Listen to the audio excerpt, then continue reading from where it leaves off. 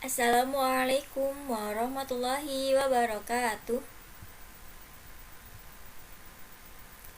Bertemu lagi bersama Ustazah Intan dalam pembelajaran IPA di kelas 5. Apa kabarnya anak-anak di rumah? Semoga selalu sehat ya.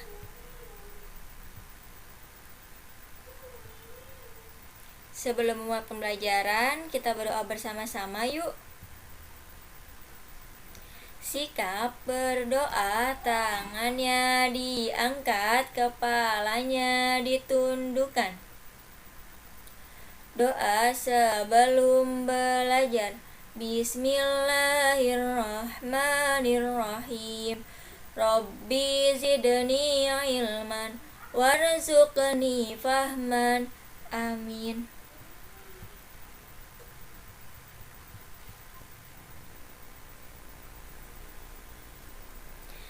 Tema pekan di pembelajaran IPA hari ini yaitu tema kedua, udara bersih bagi kesehatan.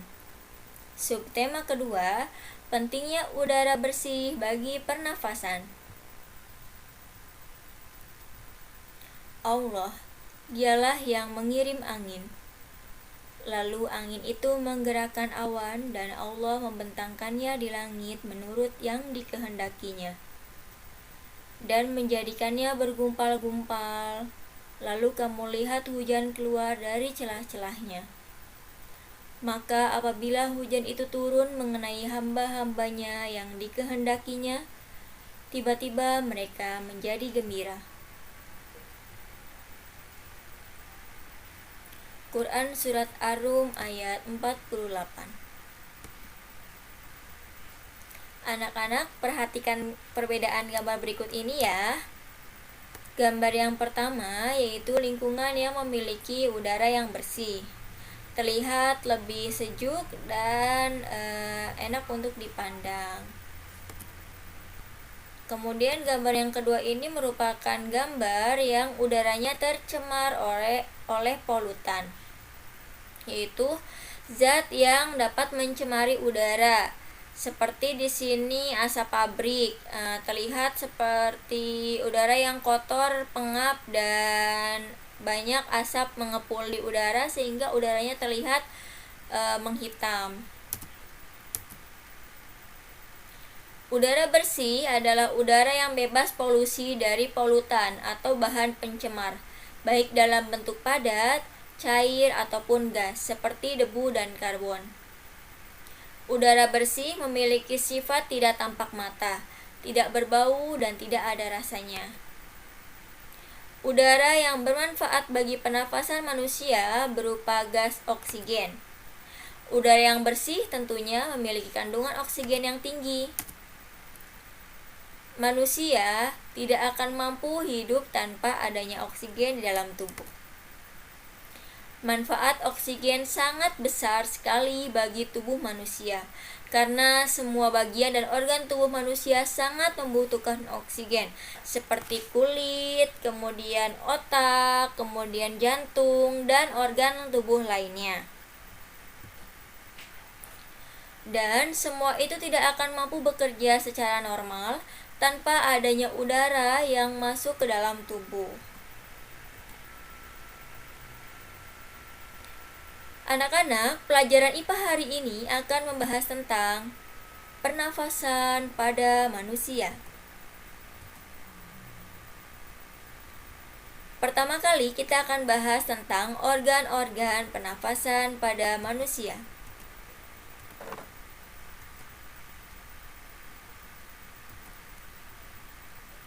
Kita menyanyikan lagu organ pernafasan manusia bersama-sama ya.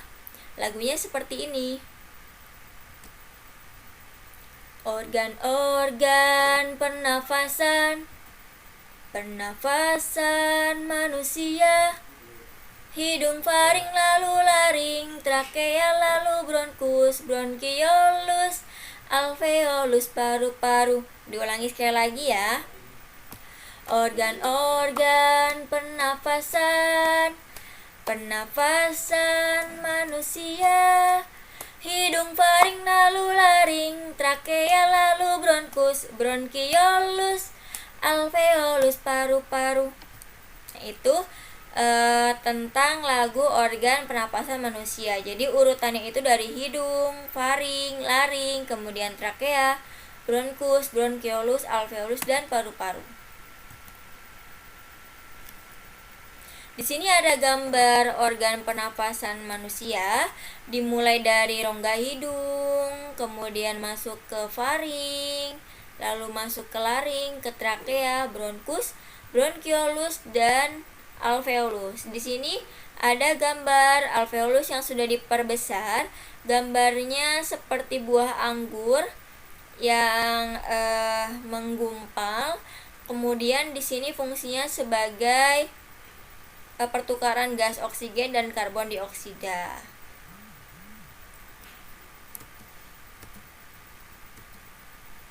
Organ yang pertama yaitu rongga hidung. Di bagian hidung terdapat tulang hidung, terdapat lendir yang akan menyaring kotoran dari luar, terdapat serabut saraf pembau dan silia saraf pembau. Ini gunanya untuk mencium sebagai indera pembau, sehingga kita bisa mencium aroma di sekitar lingkungan kita, baik itu harum atau bau. Kemudian serabut saraf ke otak, ini akan meneruskan impuls ke otak. Jadi jika itu wangi, maka otak akan menerimanya sebagai harum atau wangi. Rongga hidung merupakan tempat pertama kalinya udara masuk. Di hidung terdapat rambut-rambut yang berfungsi untuk menyaring debu atau kotoran, dan selaput lendir yang berfungsi untuk mengatur suhu udara pernapasan. Yang kedua adalah faring. Faring merupakan rongga persimpangan antara saluran pencernaan, saluran pernafasan, dan saluran ke rongga hidung. Di dalam faring terdapat epiglotis, yaitu katup berbentuk daun yang terletak di belakang lidah. Dan katup ini berfungsi untuk menjaga agar makanan tidak masuk ke saluran pernafasan. Sebagai buktinya, ketika kita sedang minum air misalnya, maka secara otomatis saluran pernafasan akan menutup dengan sendirinya, yaitu epiglotis akan mempersilahkan air masuk ke dalam saluran pencernaan, sehingga tidak adanya kejadian tersedak. Itu karena ada epiglotis yang berfungsi dengan baik. Makanya ketika kita makan atau minum disarankan untuk tidak berbicara, karena ketika berbicara katup epiglotis itu akan membuka dan akan berakibat pada kasus yaitu bisa saja makan atau minuman yang kita makan itu masuk ke dalam saluran pernafasan sehingga kita mengalami tersedak.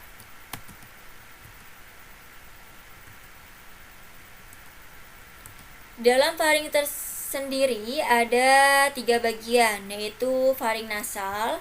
Di sini ada nasofaring, yakni berhubungan dengan rongga hidung. Kemudian ada faring oral, yaitu berhubungan dengan rongga paru-paru, yaitu di sini ada orofaring. Kemudian yang terakhir ada faring laryngeal, yaitu berhubungan dengan epiglotis dari laring serta menuju ke rongga esofagus.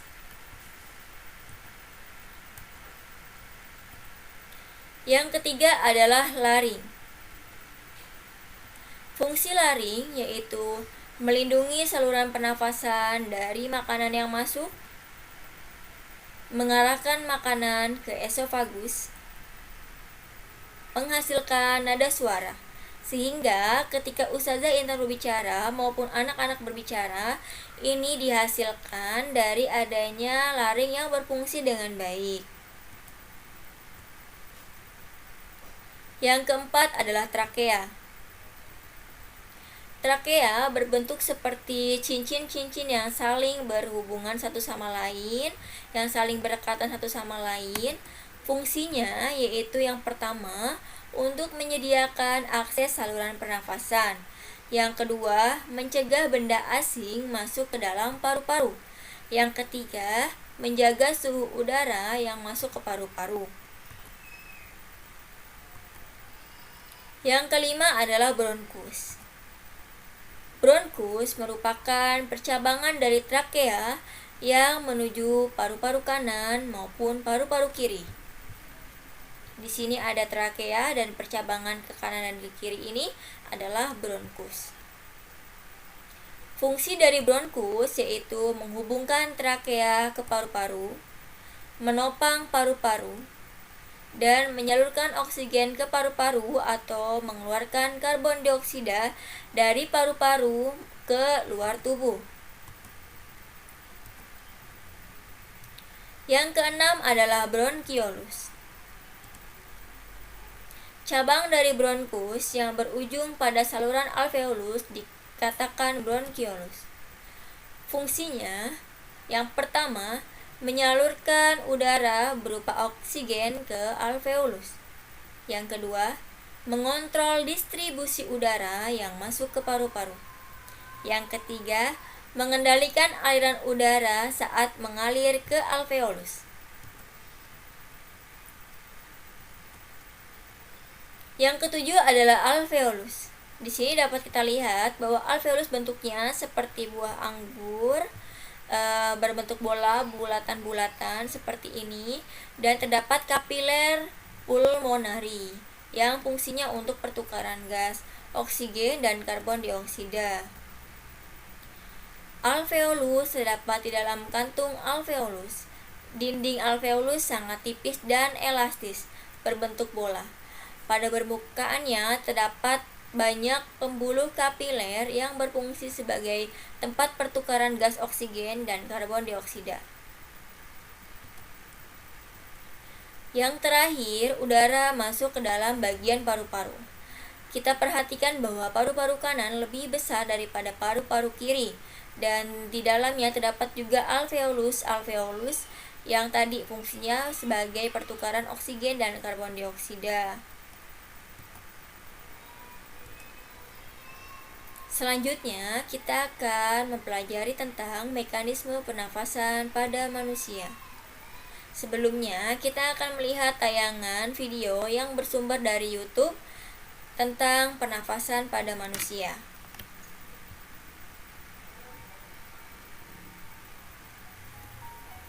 Proses pernafasan pada manusia dimulai dari rongga hidung, faring, laring, trakea, dan bronkus menuju alveolus. Di dalam alveolus inilah terjadi pertukaran gas antara oksigen dan karbon dioksida. Lubang hidung merupakan jalan masuk udara ke hidung. Di dalam rongga hidung terdapat silia, membran mukosa, dan kapiler darah. Di sini di rongga hidung terdapat silia, membran mukosa, dan kapiler darah. Udara akan disaring oleh silia atau bulu hidung, dilembabkan oleh membran mukosa, dan dihangatkan oleh darah. Selanjutnya, udara akan masuk ke faring atau tenggorokan. Di dalam tenggorokan terdapat epiglotis berbentuk seperti daun yang dapat membuka dan menutup. Di sini epiglotis Pada ya. saat menelan makanan, epiglotis menutup sehingga makanan tidak masuk ke tenggorokan tetapi menuju ke kerongkongan. Selanjutnya, udara bergerak menuju laring atau pangkal tenggorokan. Di dalam laring terdapat pita suara. Trakea berbentuk seperti pipa yang terletak memanjang di bagian leher dan rongga dada. Trakea memiliki cincin trakea berbentuk huruf C untuk mempertahankan bentuk pipa trakea agar tetap berdiri kokoh. Nah, ini cincin berbentuk C. Pernafasan pada manusia terdiri dari dua proses utama, yaitu inspirasi atau memasukkan udara ke paru-paru dan ekspirasi atau mengeluarkan udara dari paru-paru. Bronkus bercabang-cabang dan membentuk percabangan yang lebih kecil Percabangan dari bronkus itu bronkiolus. Paru-paru yang disebut kantong alveolus. Nah, ini ada kantong alveolus. Gelembung tersebut diselimuti pembuluh kapiler darah. Bentuk alveolus menyerupai busa atau sarang tawon.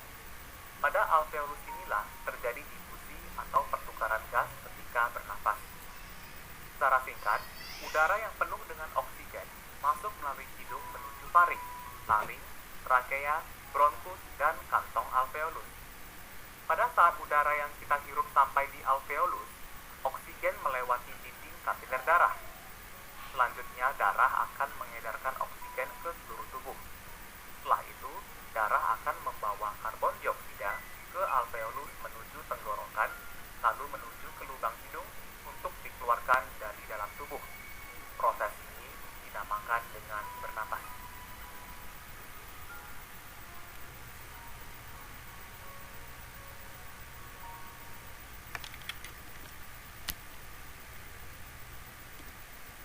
Nah, anak-anak, tadi kita sudah melihat tayangan tentang bagaimana proses bernafas dimulai dari rongga hidung, kemudian masuk ke faring, lalu ke laring yang terdapat pita suara, kemudian masuk ke trakea yang bentuknya seperti cincin, kemudian ada bronkus, percabangan dari trakea, lalu bercabang lagi menjadi bronkiolus, lalu terdapat alveolus yang berbentuk seperti kantung sarang lebah tadi kalau dikatakan, tapi bisa juga seperti buah anggur ya.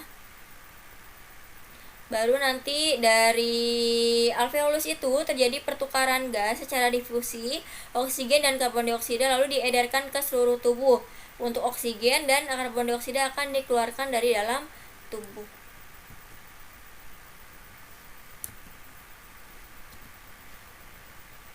Pernafasan manusia berdasarkan proses pertukaran udara.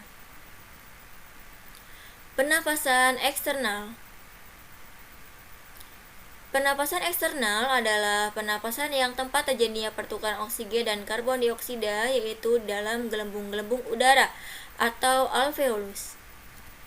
Sedangkan pernapasan internal adalah pernapasan yang terjadinya pertukaran oksigen dan karbon dioksida ini terjadi di dalam pembuluh darah kapiler dan sel-sel jaringan tubuh. Pernafasan manusia berdasarkan cara kerja otot. Pernafasan dada. Secara sederhana, urutan proses inspirasi dan ekspirasi pada pernapasan dada yakni sebagai berikut. Proses inspirasi. Tulang rusuk berkontraksi. Kemudian tulang rusuk terangkat, lalu volume rongga dada membesar, kemudian tekanan udaranya mengecil dan udara masuk ke paru-paru. Sedangkan proses ekspirasi, tulang rusuk relaksasi, kemudian tulang rusuknya turun, volume rongga dada mengecil, tekanan udara membesar dan udara keluar dari paru-paru. Di sini ada gambar mekanisme pernapasan dada. Ketika udara masuk, maka tulang rusuknya terangkat, berkontraksi, dan volume rongga dadanya membesar. Sedangkan ketika ekspirasi atau pengeluaran udara, tulang rusuknya turun kembali, kemudian relaksasi dan volume rongga dadanya mengecil. Pada mekanisme pernapasan dada ini merupakan pengambilan udara yang dangkal hanya sampai dada saja, namun biasanya menghirupnya dengan kuat sehingga pundaknya itu terangkat, kemudian tulang rusuk juga terangkat. Ustazah Ina contohkan ya seperti ini untuk pernapasan dada. Ini ketika inspirasi maka pundaknya terangkat dan tulang rusuknya juga terangkat.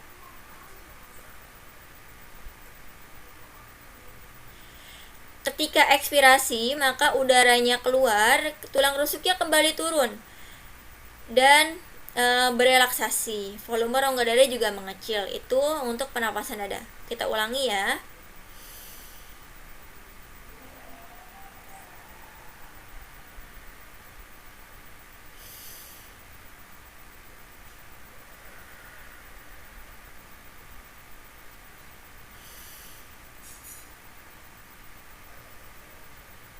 Nah, untuk itu tadi pernapasan dada.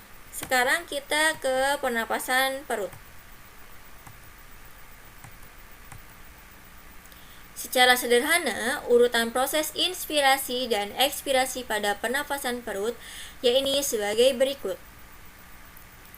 Proses inspirasi, otot diafragma berkontraksi, kemudian diafragma mendatar, volume rongga dada membesar, tekanan udara mengecil, udara masuk ke paru-paru.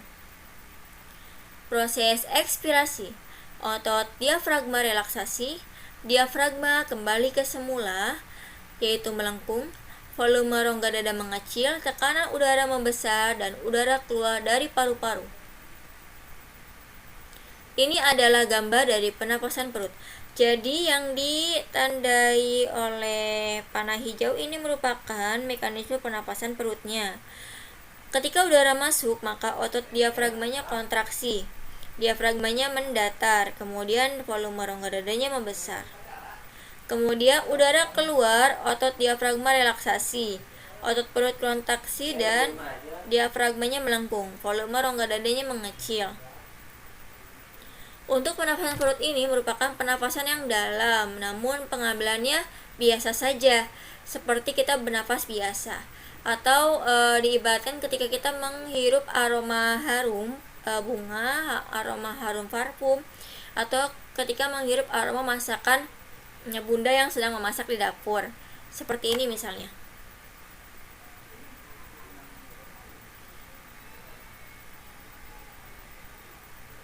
Tidak terlihat pundak Ustazah Intan mengangkat, tetapi perutnya mengembang dan kempis. Mengembang dan mengempis. Ini ada tayangan supaya anak-anak di rumah mau ngerti bagaimana perbedaan pengambilan pernapasan dada dan pernapasan perut. Kalau ini ketika untuk teknik vokal atau teknik bernyanyi.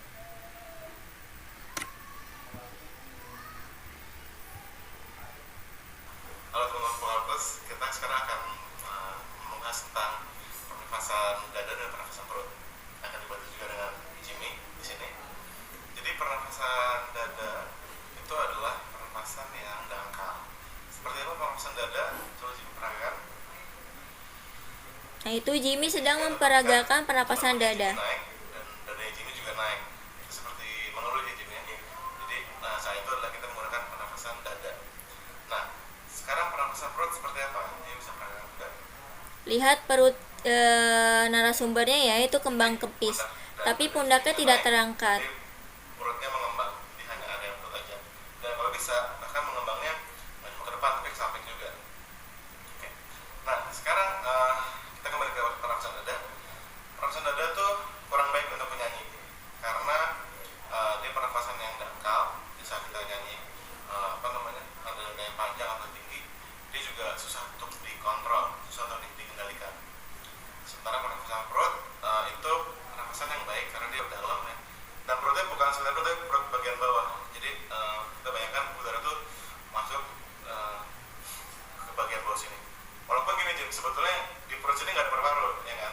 Tapi jika kita membayangkan seperti itu, kita benar-benar mengisi paru-paru dari dasar dulu. Karena kita membayangkan seakan-akan udara itu jatuh ke perut. Ya, jadi sebetulnya yang terjadi saat perut kita mengembang itu organ di daerah sini tuh bergeser semua karena kan diafragma kita kontraksi ke bawah, makanya dia mengembang. Jadi pernapasan perut adalah pernapasan yang baik untuk penyanyi dan harus dibiasakan. Sekarang gimana cara melatihnya? Coba Jimmy bisa menjelaskan gimana cara melatih pernapasan perut? Salah satu cara latihannya adalah kita membayangkan kita lagi mencium aroma bunga. Jadi kayak kita tarik nafas lalu. Nah, lihat itu perutnya kembang kempis ya. Ya, jadi dengan kita membayangkan kita mencium bunga atau mencium masakan di dapur,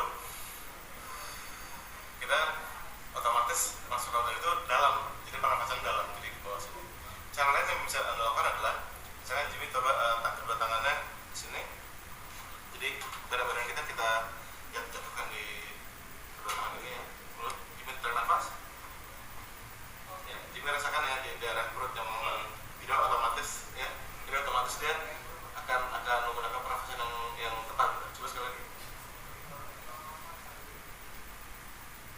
Nah, ketika ditahan di meja, maka otomatis pernapasan yang diambil ada pernapasan perut. Dan pernapasan perut itu bukan pernapasan otot PNI aja, tapi pernapasan yang baik untuk kesehatan kita sehari-hari gitu. Jadi kalau Anda lagi antri ATM atau Anda lagi ngapain lah, Anda bisa biasakan tuh menggunakan pernapasan perut. Pundak kita nggak naik, dada kita juga nggak naik. Jadi semoga pembahasan tentang pernapasan dada perut ini berguna untuk Anda. Terima kasih Jimmy. Terima kasih. Sampai ketemu di video selanjutnya. Nah,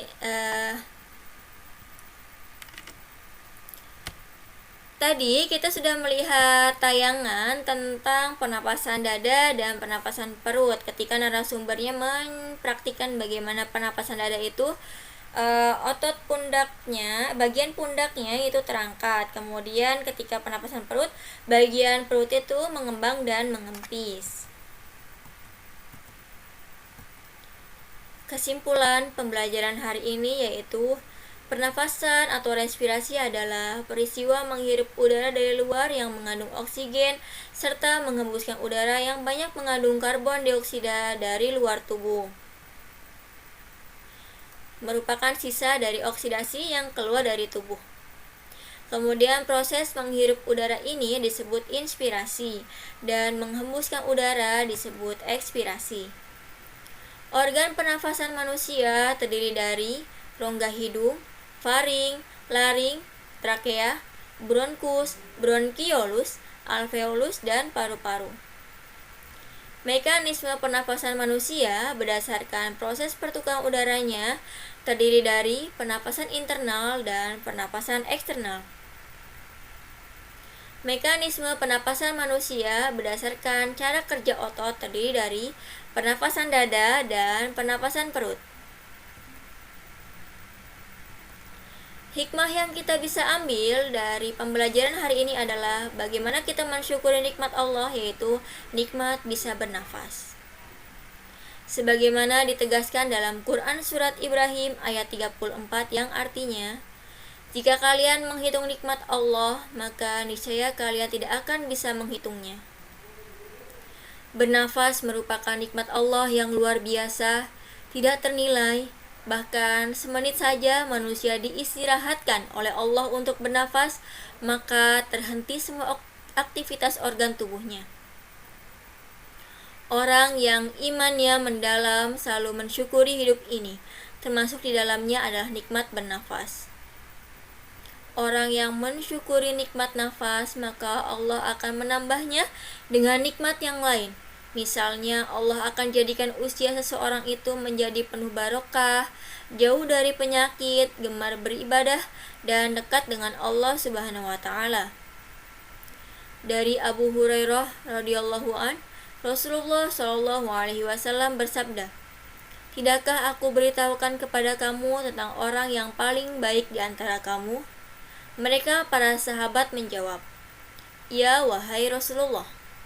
Beliau bersabda, "Orang yang terbaik di antara kamu adalah orang yang paling panjang umurnya di antara kamu dan yang paling baik amalnya." Hadis riwayat Ahmad, Ibnu Hibban, dan Al-Baihaqi.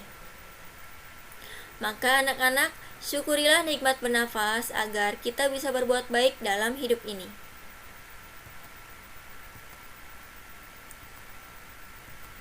Proyek IPA pekan ini adalah membuat bagan mekanisme pernapasan dada atau pernapasan perut. Langkah kerjanya, buatlah sebuah bagan tentang mekanisme pernapasan dada atau pernapasan perut manusia di buku gambar A3 seperti contoh berikut ini. Kemudian beri warna sesuai dengan kreativitasmu, lalu dokumentasikan hasilnya dalam bentuk foto dan kirimkan hasilnya ke file tugas di aplikasi Google Classroom sesuai dengan masing-masing kelasmu ya. Ini untuk kelas 5 Gaza. Jadi kelas 5 Gaza hanya menggambar bagan pernapasan dada inspirasi. Ini untuk kelas 5 Kufah, pernapasan dada ekspirasi. Dan ini untuk kelas 5 Arafah, pernapasan perut inspirasi. Ini untuk kelas 5 Edirne, pernapasan perut ekspirasi. Pembelajaran hari ini sudah tuntas. Mari kita tutup dengan membaca doa bersama-sama. Sikap berdoa. Tangannya diangkat, kepalanya ditundukkan. Membaca hamdalah bersama-sama. Alhamdulillahirabbil alamin. Segala puji bagi Allah, Tuhan semesta alam.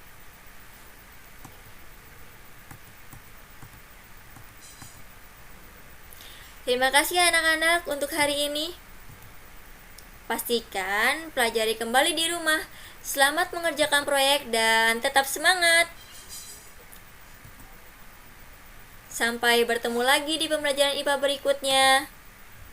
Wassalamualaikum warahmatullahi wabarakatuh.